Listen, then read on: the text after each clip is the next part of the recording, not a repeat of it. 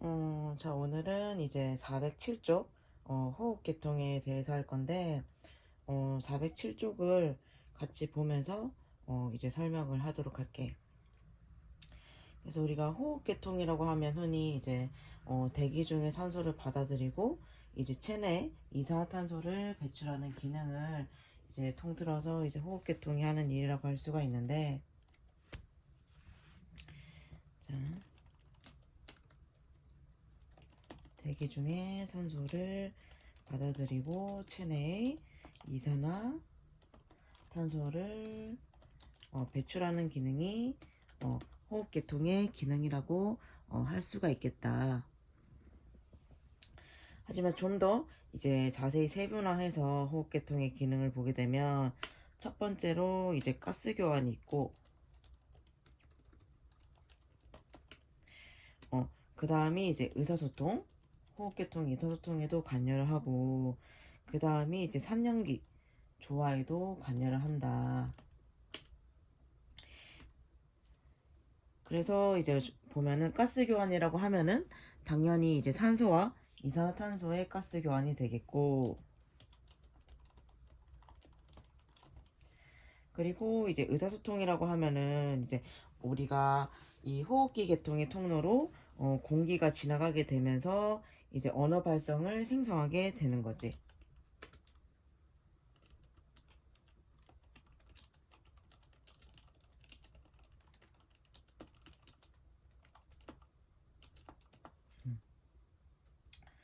하게 된다. 그리고 마지막이 이제 산염기 조화였는데, 이제 들숨쉬에 우리가 이산화탄소를 제거하게 되지. 그리고 이제 만약에 우리 호흡계통이 이 이산화탄소의 생성 속도를 이제 제어하지 못하면 이 인체에 이제 산도가 이제 비정상적으로 되는 거야. 한마디로 이제 우리가 들숨을 할 때 이 이산화탄소가 제거가 되는데, 이 호흡계통이 이 이산화탄소의 생성 속도를 제어하지 못하게 되면 이 인체의 산도, 즉 pH가 비정상적으로 된다. 그래서 이 호흡계통이 굉장히 중요한 역할을 한다.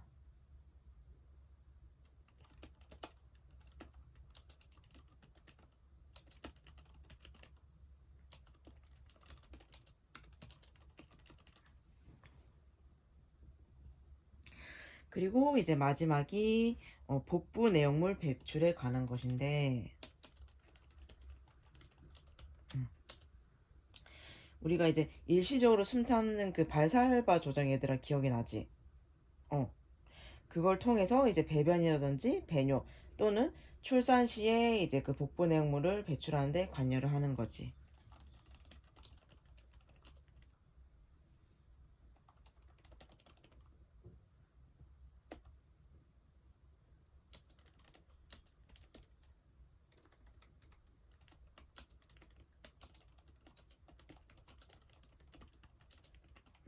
그렇게 해서 우리 이 호흡계통은 이렇게 네 가지로 기능이 있다. 첫 번째가 이제 산소와 이산화탄소의 가스 교환, 그리고 두 번째가 이제 호흡계통의 통로로 공기가 지나가면서 이제 언어 발성을 생성하는 걸 관여하는 의사소통, 그리고 세 번째가 이제 들숨 시에 이제 이산화탄소가 제거가 되는데, 이 이산화탄소의 생성 속도를 제어하지 못하면 인체의 산도, 즉 pH가 이제 비정상적으로 된다. 그래서 산염기 조화에도 이제 호흡계통이 관여를 하고, 마지막으로 이제 복부 내용물 배출하는데도 이제 호흡계통이 관여를 한다. 그래서 이 네 가지로 이제 호흡계통의 기능이라고 할 수가 있겠고, 그 밑으로 가서 한번 보면 이제 호흡계통의 구조가 나오는데, 우리 호흡계통은 이제 상기도, 하기도 이렇게 나뉠 수가 있어. 상기도에는 뭐가 있냐고 하면 이제 코안, 같은 말로 비강이고, 그리고 인두, 이 두 개가 이제 상기도에 속하겠고, 그리고 하기도에는 후두, 기관, 기관지, 허파가 있다.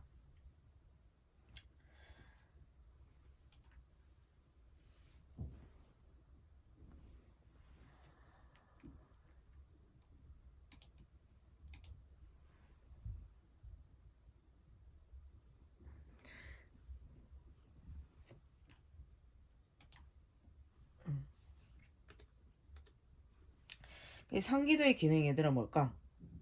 물론 상기도에도 역할이 있고 하기도에도 역할이 있겠지만 상기도의 기능은 뭐라고 생각하니? 일반적으로 이 상기도는 공기가 유입되는 길이라고 간단하게 생각을 하면 돼. 우리가 숨을 쉬면은 바로 공기가 들어가는 첫 번째가 이 상기도가 되겠지. 그래서 이 밖에도 이제 무슨 기능이 있냐면 성대라든지 기도를 보호하는 역할을 한다. 그리고 이제 두 번째는 이제 음식물이 기도 내로 흡인되는 것을 방지한다.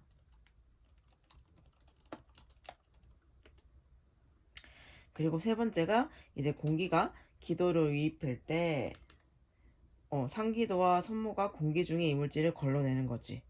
그래서 봐봐 얘들아, 우리 먼지가 이 코 안으로 들어가게 되면 이 코털 때문에 이제 그 먼지가 들어가지 않도록 막아주지.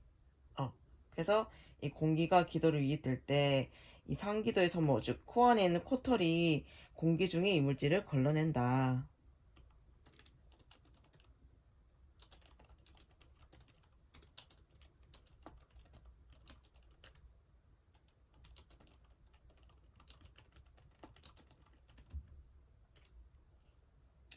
그리고 이제 흡입, 우리가 들여 마셨을 때 그 공기를 가습시키고 가온시키는 역할을 한다.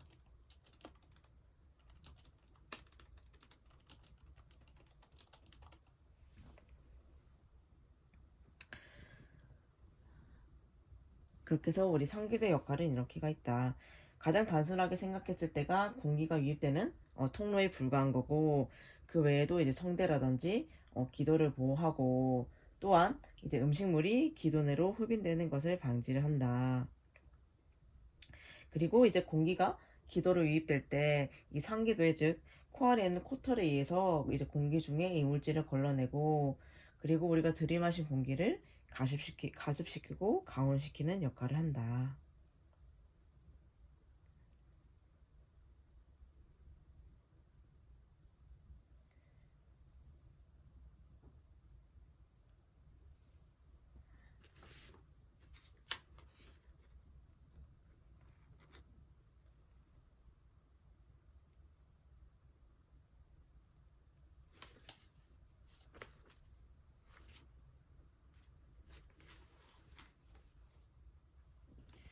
그래서 얘들아, 우리가 호흡계통의 구조에서 상기도랑 하기도가 있다고 했는데, 이 상기도는 어디부터 어디까지 이렇게 머리, 목, 가슴 이렇게 크게 봤을 때 어디부터 어디까지가 상기도일 것 같니?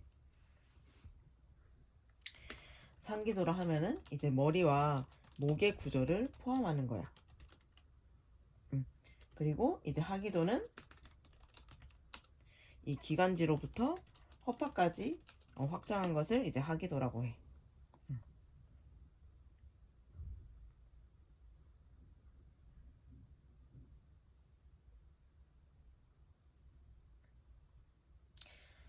그래서 우리가 상기도는 코안이랑 인두, 그리고 하기도는 이제 후두, 기관, 기관지, 허파로 분류가 된다고 했고, 이 407페이지의 3번을 보면 이제 코에 대해서 나올 건데, 이 코의 역할은 이제 콧구멍을 통해서 이제 공기가 들어오는 거지.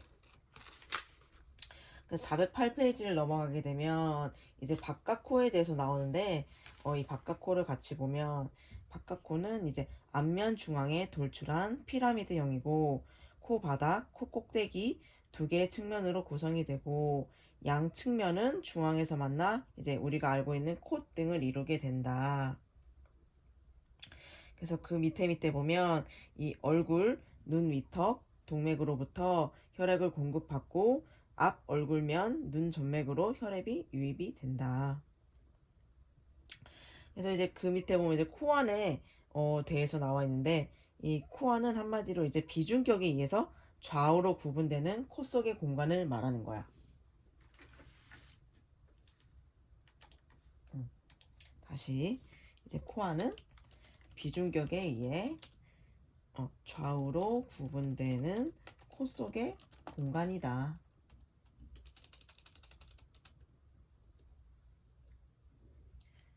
그래서 이 콧구멍, 이 코 안에 이 콧구멍도 이 앞이랑 뒤로 나뉠 수가 있어.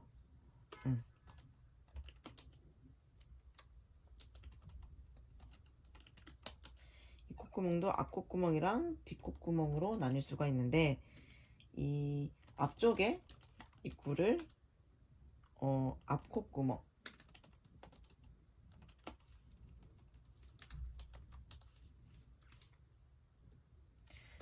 같은 말로 이제 전비공, 그리고 흔히 콧구멍이라고 하고,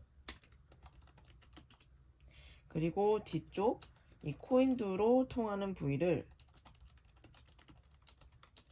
뒷콧구멍, 그리고 후비공이라고 한다. 음.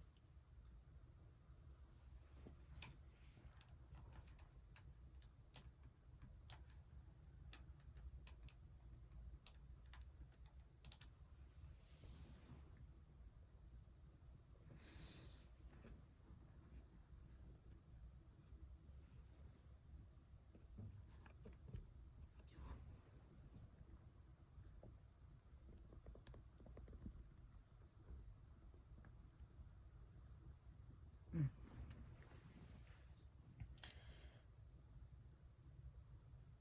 그래서 이 코 안의 역할이 뭐냐 하면, 첫 번째가 이제 이 점막을 통해서 폐로 유입되는 공기의 습도와 온도를 조절하는 역할을 해.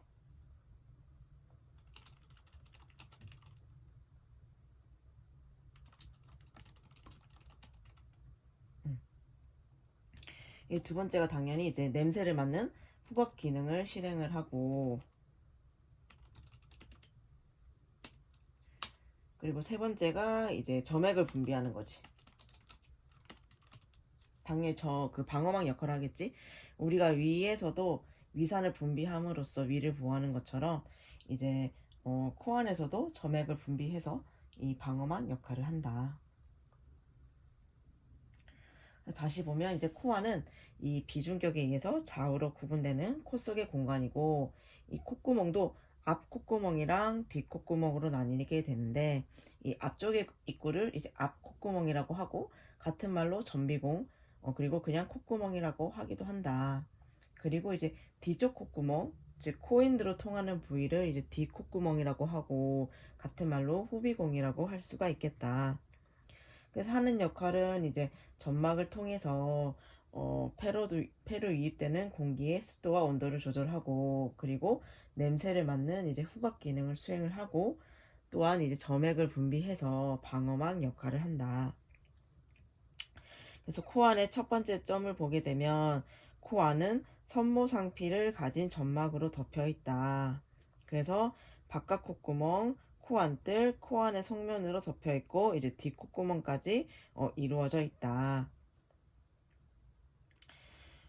그래서 코 안은 그 밑에 보면 이제 하비도 아래 코길이라고 있는데, 이 아래 코길은 코 눈물관, 즉 비루관이 있어서 눈화과 연결되는 부위이다.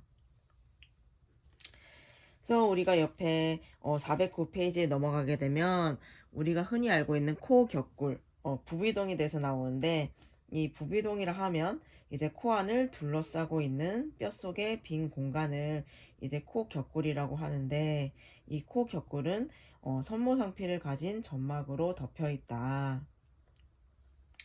그래서 코 격골에는 총 종류가 이렇게 네 가지가 있는데, 위턱굴, 벌집굴, 이마굴, 나비굴 이렇게 되어 있어. 그래서 위턱굴 먼저 보면, 위턱굴은 가장 큰 코 격굴이다. 그래서 네 개 중에서 가장 큰 코 격굴은 이제 위턱굴이며, 피라미드형이고 중간 코길에 개구되어 있다.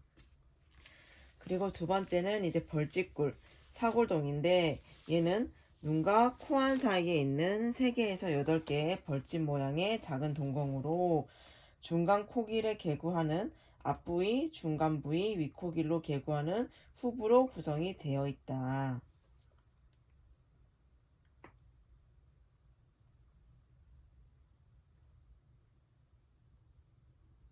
그리고 세 번째가 이제 이마굴, 전두동이고, 얘는 눈 바로 위, 이제 이마배에 위치를 하고, 한 쌍이며 이제 중간 코길에 개구되어 있고, 나비굴은 같은 말로 이제 저편골돌이고, 얘는 나비뼈 몸통 안에 위치하고 윗코길을 개구하고 있다. 그래서 코안과 코 격골은 손모상피를 가진 점막으로 되어 있다. 그래서 그림 7-2번 A에 보면은 이제 이마골, 벌집골, 나비골, 위턱골 위치가 나와 있지. 그리고 B도 보면 위치가 나와 있고, 그리고 C를 보면은 이제 위코 선반, 이제 중간 코 선반, 아래 코 선반 이렇게 나와 있어. 그래서 그림이랑 같이 한 번씩 보면 될 것 같고, 그 뒤에 이제 410페이지를 넘어가게 되면 이제 인두에 대해서 나오는데, 간단히 말해서 이제 인두라고 하면은 입안과 식도 사이에 있는 소화기관이라고 할 수가 있겠어.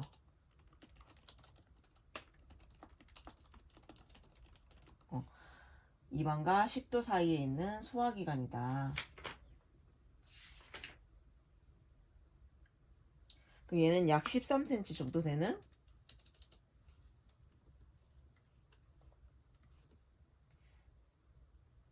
길이는 약 13cm 정도이고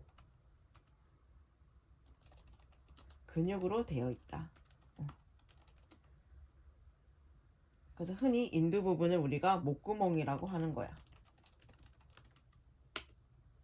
그래서 얘들아, 우리가 인두도 종류가 나눌 수가 있지. 비인두, 그리고 구강인두, 그리고 후두인두. 같은 말로 코인두, 입인두, 후두인두가 되겠지.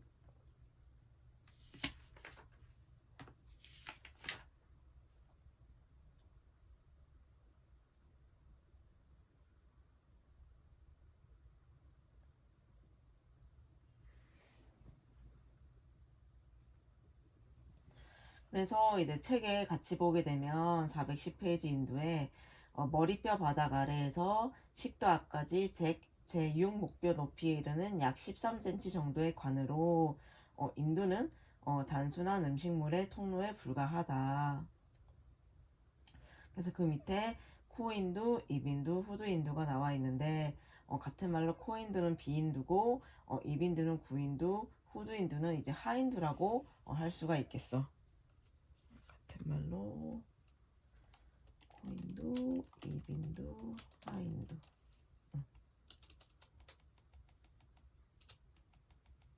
이렇게. 그래서 코인두를 같이 보게 되면 이제 코인두는 인두의 위부위로 코안 뒤에 있으며 머리뼈 바닥에서 물렁 입천장 높이까지이며 입인두로 이어진다.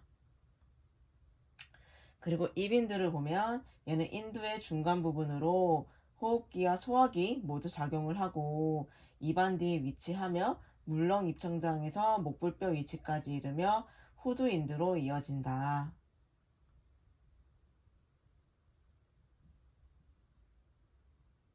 그리고 후두인두를 보면 이제 인두의 아랫부분으로 호흡기와 소화기로 작용을 하고 후두 뒤에 놓여 목불뼈 높이에서 반지연골 높이까지이며 식도로 이어지게 된다.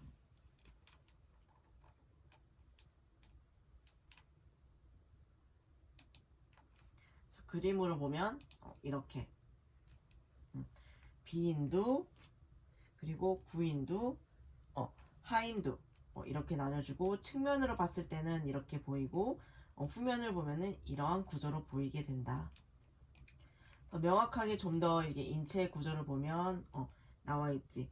머리뼈 높이에서 머리뼈 바닥에서 물렁 입천장, 여기가 입이니까 물렁 입천장까지가 이제 코인두, 그리고 물렁 입천장 높이에서 목불뼈까지, 목불뼈가 여기 있는데 여기까지가 입인두, 그리고 이제 그 인두의 아랫부분을 이제 후두인두, 하인두라고 해서 이렇게 식도로 이어지게 된다.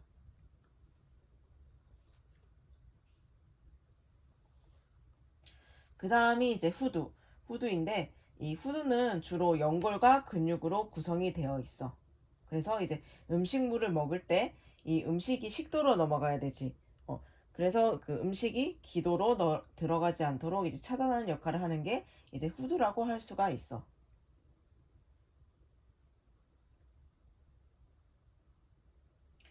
그래서 후두의 높이를 보통 그 경추 3번부터 6번까지의 높이 정도에 위치한다고 할 수가 있고, 이 후두의 역할을 말하면 이제 기도를 보호하고 얘는 발성에도 관여를 하고 호흡 작용도 해. 그래서 여기 보면은 후두는 호흡, 기도 보호, 발성 기능을 가지며 후두에서부터 음식물과 호흡의 통로가 나눠지게 된다.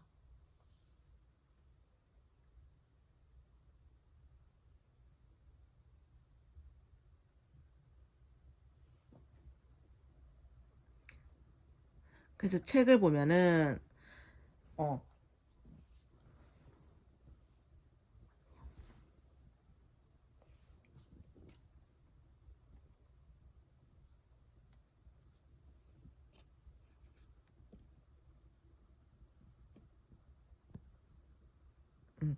책을 보게 되면 이 411쪽에 후드를 보면 인두의 뒤머리 부위 앞 아래 공간에 이어진 기도로 발성과 공기의 통로이다.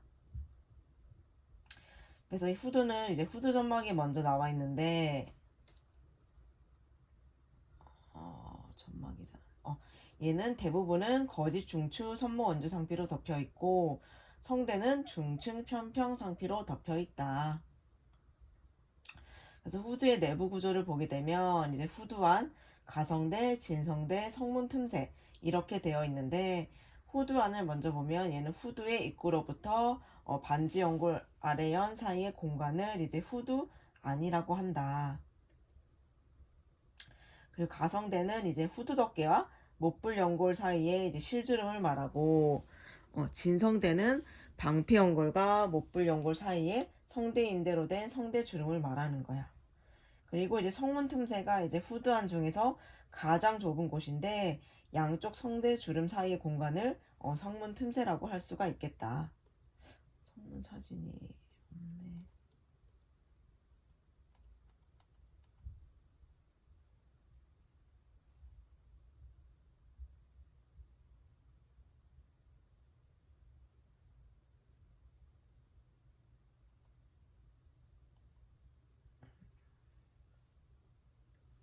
그래서 여기 화면을 우리 같이 보게 되면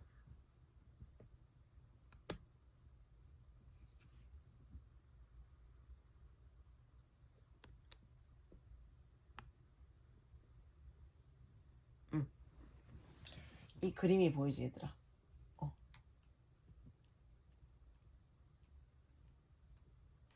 자, 우리가 좀 전에 했던 가성대가 이제 여기 이 부분을 말하는 거. 호두덮개와 못불 연골 사이. 그림이 잘 안 보이지만 이 화살표가 가성대.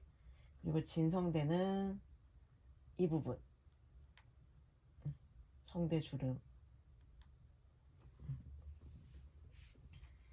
이 부분을 진성대라고 하고 이쪽 부분이 가성대다. 그래서 그 밑에 보면 이제 후두 근육에 대해서 나와 있는데 이제 후두 근육은 후두 연골을 움직여서 발성에 관여하는 근으로 이 후두근은 미주신경의 지배를 받는다. 그래서 이 후두 근육에는 이제 뒤반지 목불근, 가쪽 반지 목불근, 방패 목불근, 목불근, 반지 방패근이 있는데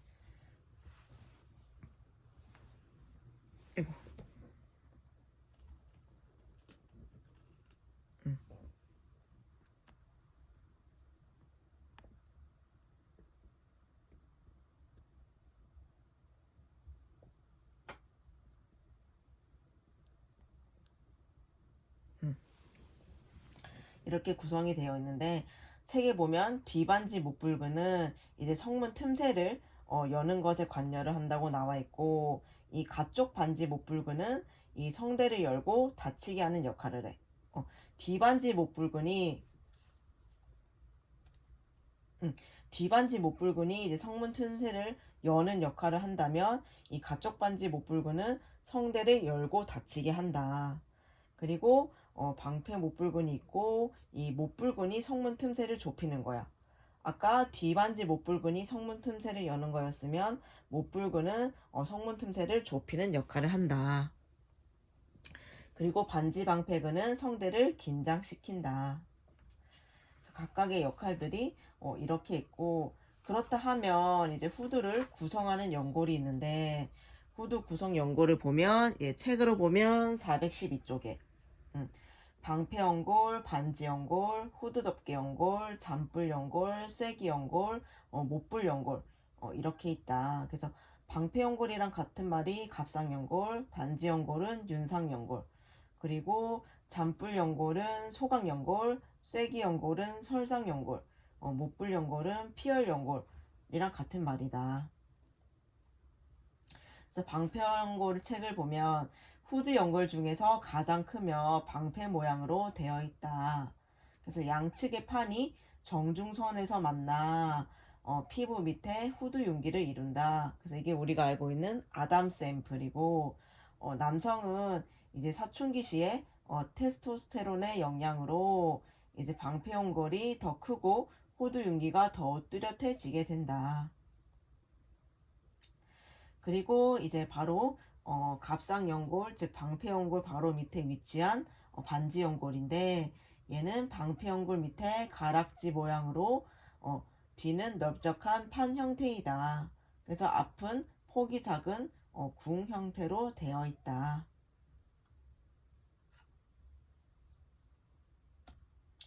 그 다음이 이제 후드 덮개 연골로, 이 후드 덮개 연골은 후드 입구를 개폐하는 탄력 연골로 테니스 라켓 모양이다.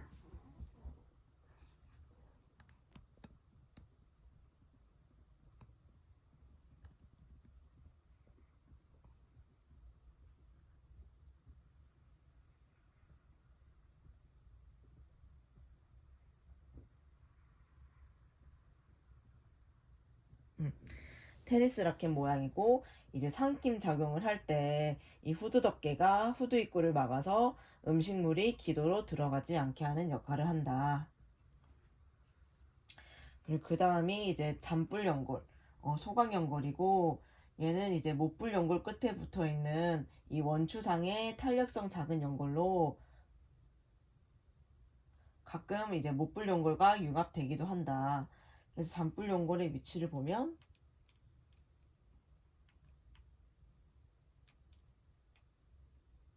여기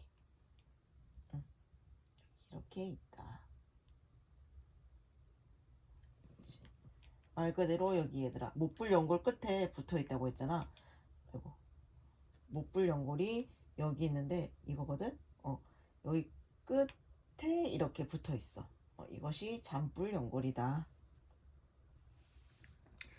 그리고 그 다음이 이제 쐐기 연골. 쐐기 연골인데 얘는 작은 연골성 막대로 이제 후드 덮개와 못불 연골 사이에 주름 안에 위치를 하고 있다.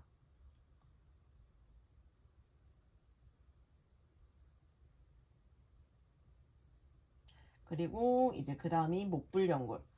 이 못불 연골은 이제 성대의 위치와 긴장도를 조절해서 발성에 직접 관여를 하고 이 반지 연골 위에 왼쪽과 오른쪽에 한 쌍이 있으며 이제 작은 피라미드형이다.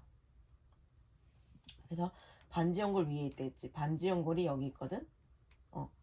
이게 반지 연골인데 이 위에 왼쪽과 오른쪽에 이제 한 쌍이 있지. 그래서 얘가 피라미드형이고 이 성대돌기라 하면은 얘는 이제 성대에 부착되어 있는 거고 근돌기는 이제 성대를 움직이는 이제 여러 개의 후두근에 부착이 되어 있다. 그리고 여기에 나와 있지 않은 연골이 하나 더 있어 얘들아.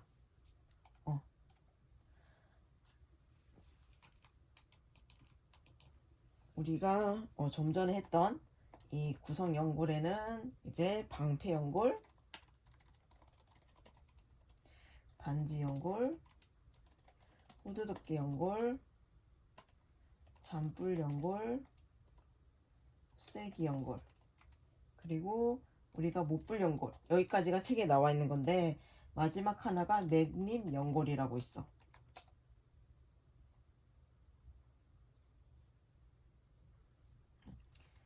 그래서 총 하나가 더 있다라고 이렇게 알고 있으면 될 것 같아.